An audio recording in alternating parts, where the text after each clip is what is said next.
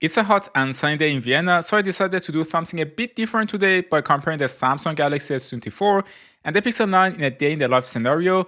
I'll go in depth in this comparison using the app that I wrote to measure the temperature, battery, and camera performance, both for videos and photos, as well as RAM utilization, CPU performance in real life scenarios, and the new Pixel modem while traveling by bike and the underground metro. I'm more a scientist and app developer. My personal phones are usually Samsung or Sony, and I always buy the latest Google phones for app development, which in this case is the Pixel 9. Most of the time, Samsung phones are simply better and more expensive, but this year Google has changed the equation by creating a premium product. In this test, I'm using the Samsung Galaxy S24 Exynos variant and the Pixel 9 base model, not the Pro.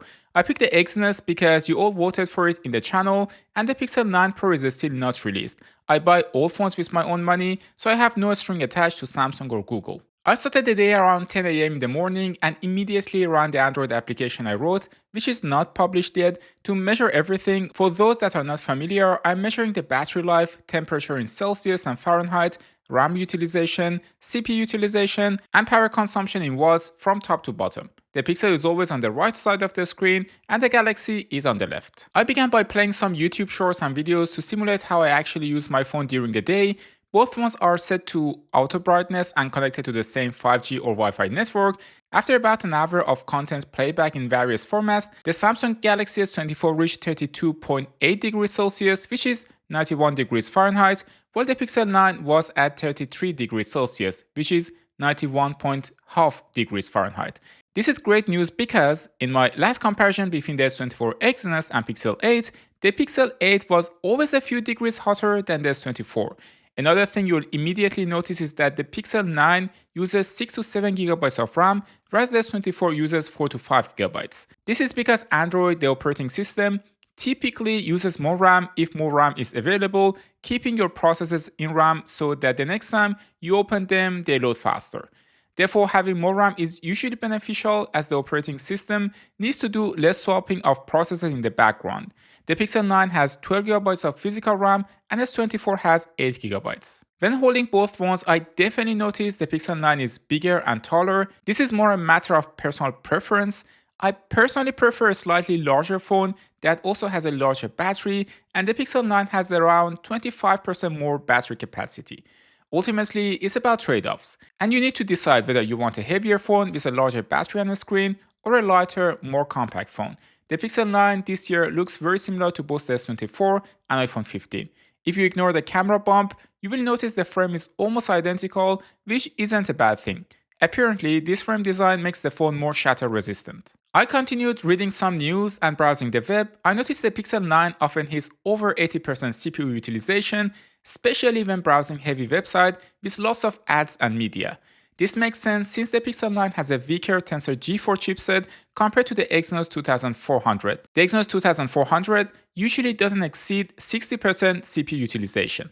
Many people think the CPU is only important for gaming, but it's actually very useful for productivity tasks as well. That said, reaching 100% CPU utilization doesn't necessarily mean your phone will feel laggy, but you may notice some stuttering if the web page is too heavy. At this point, the S24 Exynos is at 91% battery left, while the Pixel 9 is at 94%. Also, don't worry too much about why the screens may look off. It is just light reflection. The Pixel 9 is slightly cooler than the Galaxy S24, which is something I never seen before when comparing Pixel and Samsung phones in the past few years. Next, I decided to go on a bike ride. The outdoor temperature is over 35 degrees Celsius, which is almost 100 degrees Fahrenheit. So it's definitely a hot day. I used the app Komoot to track my activities with GPS. For fun, I also attached the phones to a magic arm. I will include the link in the description. For record 10 minutes of my bike ride in 4K at 30 frames per second. I recorded with the Pixel 9 first for 10 minutes and then the S24 for 10 minutes. Looking at the video footage, a few things come to mind. First, the vibrancy in the S24 image is more pronounced, meaning the sky appears a darker blue, whereas the Pixel 9 stays more true to the tone. Another observation is that the S24 seems to handle image stabilization better than the Pixel 9. The Pixel 9 footage occasionally looks a bit jittery, Both phones were set to normal stabilization, not super steady mode. Despite the intense sunlight, both did a great job with the video, especially since they had to increase the shutter speed. The Pixel 9 camera app has an AI feature to reduce wind noise in the audio. I played the audio without this feature and then with it to compare the difference. By the way, don't try this at home. There are so many things that can potentially go wrong. The magic arms are not as stable as you think they are, but you can use them for other creative use cases. I'm using the voice enhancer feature on Pixel 9, which is quite cool if it's windy outside, which is always in Vienna. City of Vienna has these cool water dispensers that you can just go under. Oh god, that's so good. By the end of the test, the Pixel 9 had 85% battery remaining with a temperature of almost 100 degrees Fahrenheit, which is 37 degrees Celsius, while the S24 had 79% battery left and a temperature of 38.5 degrees Celsius, which is 101 degrees Fahrenheit. I captured these results right after each video was recorded. Then I sat down to upload the 10 minutes video to my Google Cloud and then downloaded it to my computer to review the results. I connected my laptop to SharkGeek 170, which is a powerful power bank that displays how much power your laptop is drawing and how much time you have left. They sent me this device for testing and I will discuss it in more details later. After upload was finished, I went out to take more pictures and videos. I tried out the portrait mode on both phones. The Pixel 9 seemed to lift the shadows on my face a bit more and did a nicer job with segmentation. Although the Pixel 9 base model doesn't have a telephoto lens, I was surprised that the picture with 8x zoom was quite decent compared to the optical zoom from the S24. It's clear that the S24 captured more details, but the AI processing on the Pixel 9 does an impressive job. However, things change when it comes to video recording. The Pixel 9 really suffers from the lack of a telephoto lens, something that more expensive Pixel 9 Pro and the S24 both have. In my opinion, there is no excuse, especially since Google is charging a premium for this generation. I would have liked to see a telephoto lens even on these base models.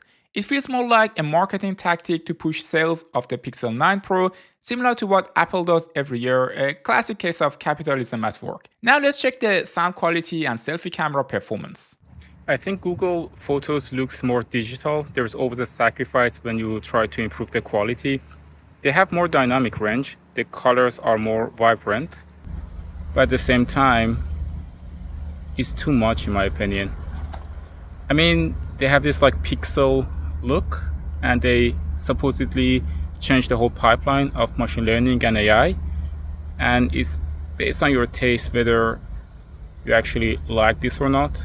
By the time I was done taking photos and videos, the S24 had 68% battery left, while the Pixel 9 had 76%. This time, the Pixel 9 was about 1 degree hotter than the S24. I took my bike again, connected the Pixel 9 to it, and went to grab a doner kebab for lunch. I know it might sound like a joke, but doner kebab is considered an unofficial inflation index in German-speaking countries. Right now, a doner costs 5.5 euros in my area. Let me know in the comments how much it costs in your region. After enjoying the doner, I headed home to take a shower and refresh myself, and this time I recorded a video of the same length using the Galaxy S24 Exynos variant. By the time I got home, the S24 had 53% battery left and the Pixel 9 had 63%. Again, the Pixel was slightly warmer, but not significantly so. I continued by playing some chess in the browser before getting ready to go out for coffee.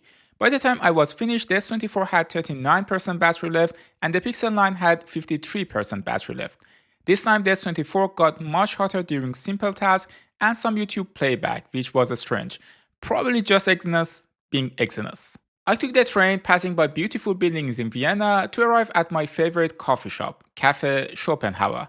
This cafe is also a charming bookstore and offers great cakes. It's one of those modern yet traditional cafes houses in Vienna. I started taking some pictures, and as I mentioned before, the Pixel 9 photos are a bit less vibrant and more true to reality, while Samsung and iPhones tend to saturate the photos slightly. The reds are too red and white sometimes appears yellow on Samsung phones. I took this cake photo just for a user that requested it. However, in certain instances, like when looking at the window outside, the S24 did a better job capturing the dynamic range of the sky and the building in the background.